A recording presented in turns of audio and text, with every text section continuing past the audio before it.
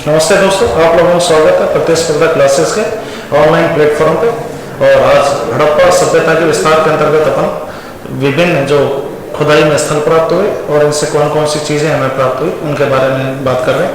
कल मैंने आपको हड़प्पा और मोहनजोदड़ो इन दो जगहों के बारे में डिटेल से मैंने बताया था आपको, और आज अपन तीसरे सभ्यता स्थल लोथल के बारे में बात करेंगे। हाँ, तो जो लोथल है इसकी जो खोज है ना, लोथल की खोज करता, सबसे पहले लिखिए खोज करता कौन है?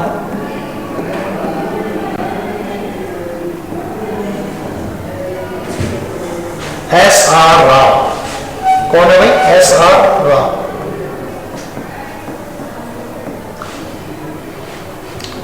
खोज करता कौन है? S.R. राव।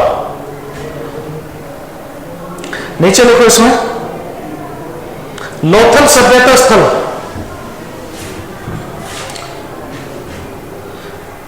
भारत के गुजरात राज्य में है। भारत के कौन से राज्य में है? गुजरात राज्य में है।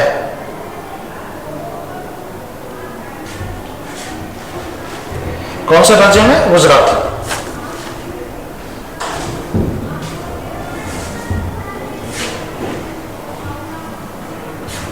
नीचे लिखो सिंधु सभ्यता का यह महत्वपूर्ण बंदरगाह है।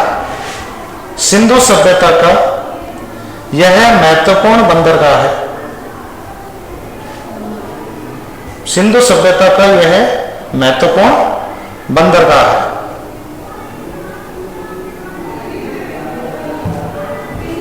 यहां से मेसोपोटामिया की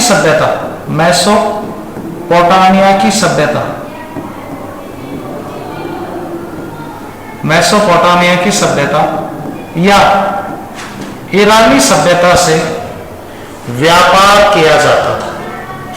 मेसोपोटामिया की सभ्यता या ईरानी सभ्यता से व्यापार किया जाता था।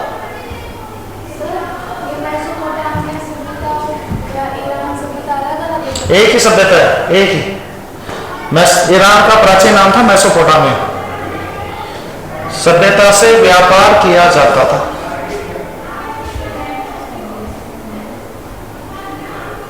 क्या किया जाता था? व्यापार।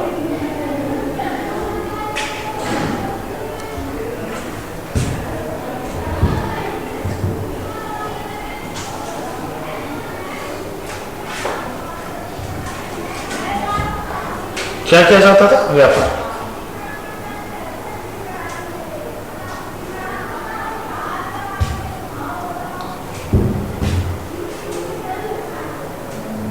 अगला देखो नेक्स्ट, प्राप्त होने वाली वस्तुएं कि भाई कौन कौन सी वस्तुएं प्राप्त हुई। प्राप्त होने वाली वस्तुएं, प्राप्त होने वाली वस्तुएं।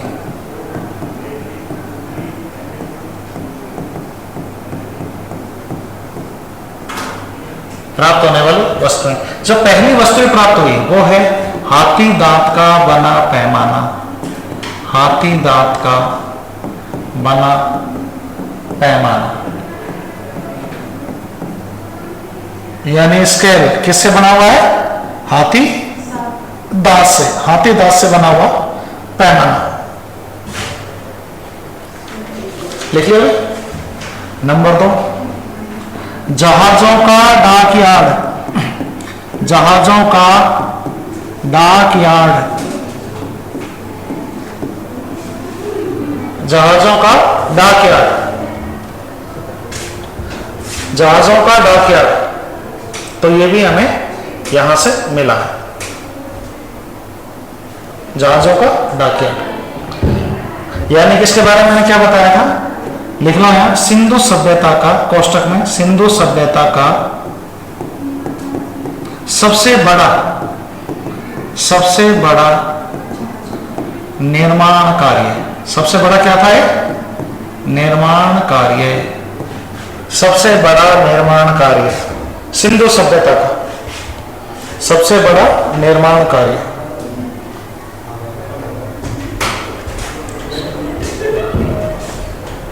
क्लियर?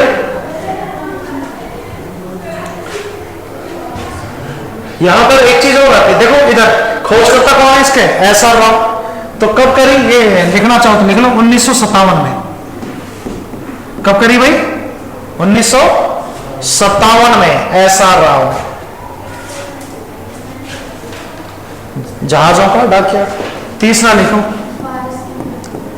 हाँ फारस के बारे में, बहुत बढ़िया। 3 युगल समाधियां, 3 युगल समाधियां, 3 युगल समाधियां भी कहां से मिली हैं? लोथल से, लोथल से। युगल समझते हो? युगल का मतलब है पेयर, एक मेल और उसके बगल में फीमेल, मेल के बगल में फीमेल, उससे कहते हैं युगल। युगल का मतलब है पेयर। युगल का मतलब क्या है? पेयर। 3 युगल समाधियां, 3 युगल समाधियां।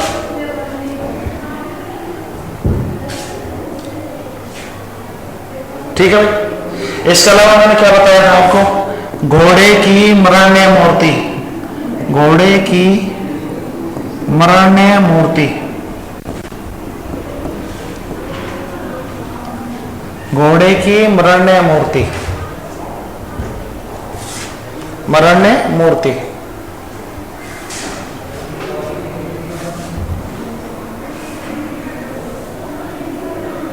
अगला, वृत्ताकार चक्की के,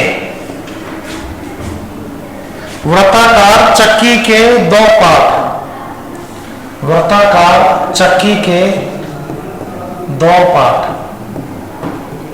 वृत्ताकार चक्की के कितने पार्ट? 2 पार्ट।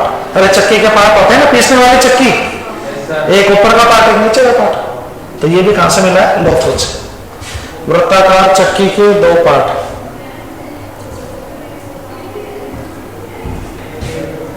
वृत्ताकार चक्की के 2 पार्ट। ठीक है।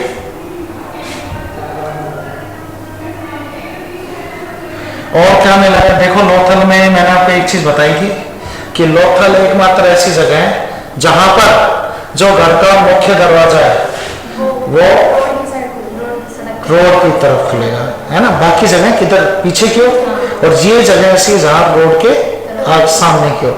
तो देखो यहां घर का मुख्य दरवाजा, घर का मुख्य दरवाजा,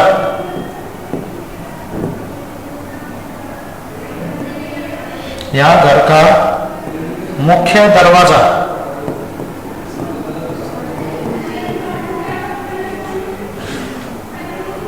सड़क की ओर खुलता था, सड़क की ओर खुलता था।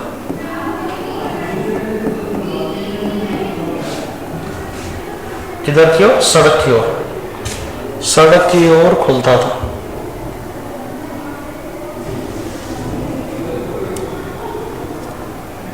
लिख लिया भाई। इसके अलावा क्या मिला है बताओ? हाँ, कौन सी मोहरें? बहुत बढ़िया, फारस की मोहरें, फारस की मोहरें, फारस की मोहरें मिली।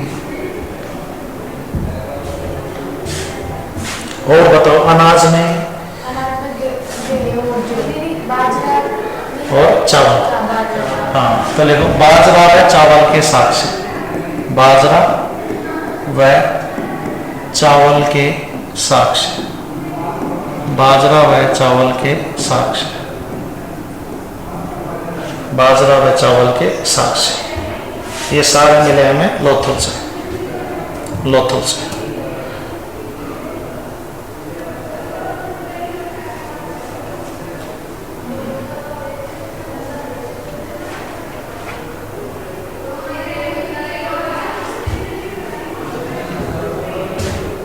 ठीक है,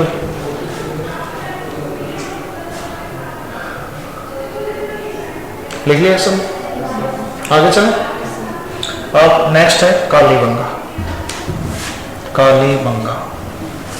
देखो भाई कालीबंगा,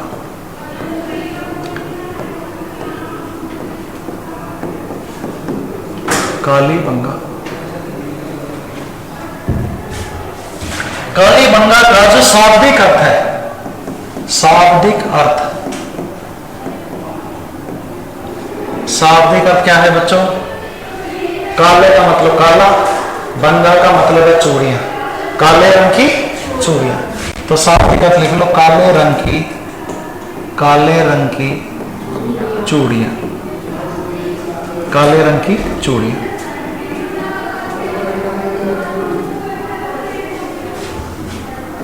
काले रंग की चूड़ियां शाब्दिक अर्थ है, काले रंग की चूड़ियां। खोजकर्ता, इसके खोजकर्ता कौन है? खोजकर्ता है इसके अमलानंद घोष। अमलानंद घोष कब करी थी भाई इन्होंने? 1953 में, 1952-53। अमलानंद घोष 1952-53। उत्खनन किसने किया इसका? उत्खनन मतलब खुदाई, उत्खनन बीबी लाल, ब्रजवासी लाल, बीबी लाल व बी के थापर, इन्होंने उत्खनन किया इसका। इन्होंने क्या किया? उत्खनन। बीबी लाल व बी के थापर उत्खनन किया इसका।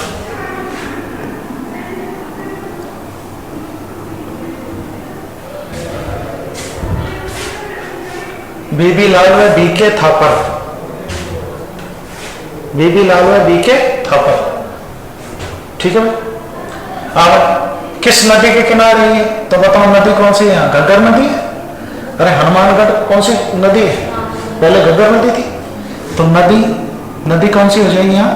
घग्गर नदी। नदी कौन सी हो जाएगी भाई? घग्गर नदी हो जाएगी, घग्गर नदी। तो घग्गर नदी के किनारे ये स्थित है, घग्गर नदी।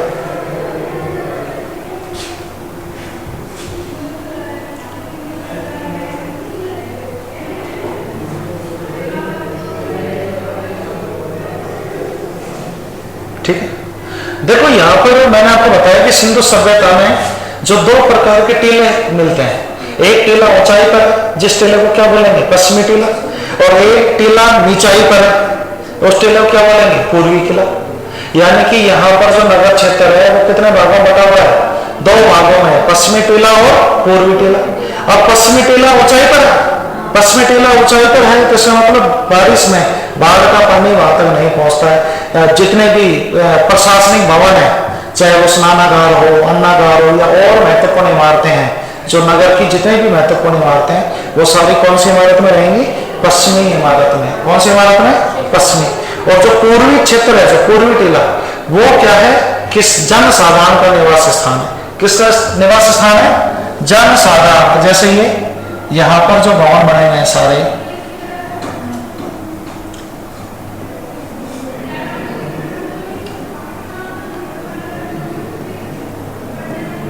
तो ये कौन सा टीला है भाई? पश्चिमी टीला है। कौन सा है? पश्चिमी टीला। और जो इसकी निचाई पे स्थित है वो कौन सा है? ये पूर्वी टीला है आपका, है ना? ये पूर्वी टीला है।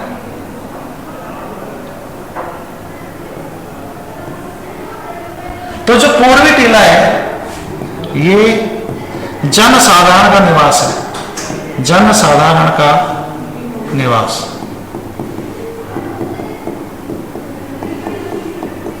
ये क्या है? अभिजात वर्ग का निवास, अभिजात वर्ग का, या समाज के जो बड़े लोग हैं, अभिजात वर्ग का निवास। और इसके अलावा यहाँ नगर की महत्वपूर्ण इमारतें, नगर की महत्वपूर्ण इमारतें, तो ये भी यही मिलेंगी भाई, इमारतें। नगर की जितने भी महत्वपूर्ण इमारतें हैं वो भी यही मिलेंगी। तो ये मेन चीज यहाँ पर।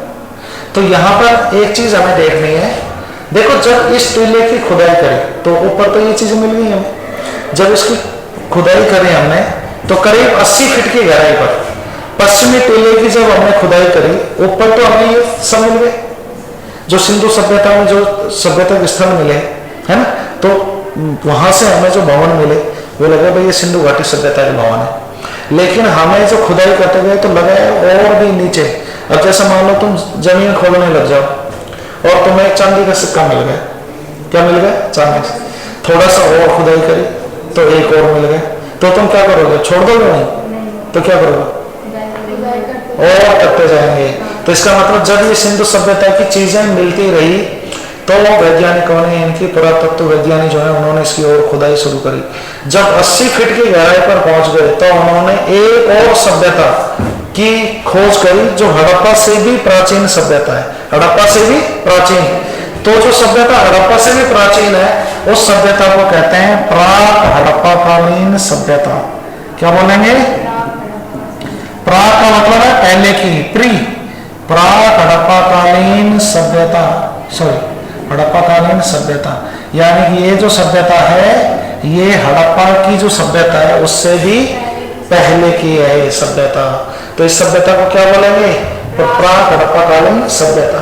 तो कालीबंगा एक ऐसी जगह है जहां से हमें हड़प्पा की सभ्यता के तो साक्ष्य मिले ही है, उसके अलावा 80 फीट की गहराई पर, कौन से टीले की? पश्चिमी टीले की।